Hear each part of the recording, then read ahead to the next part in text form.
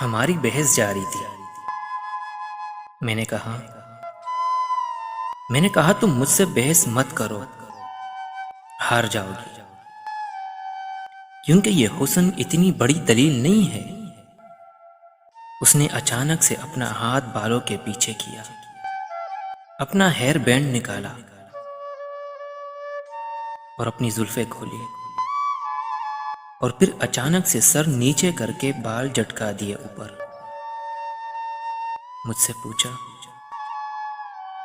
मुझसे पूछा कि आप कुछ कह रहे थे।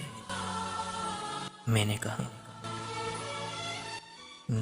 कुछ नहीं।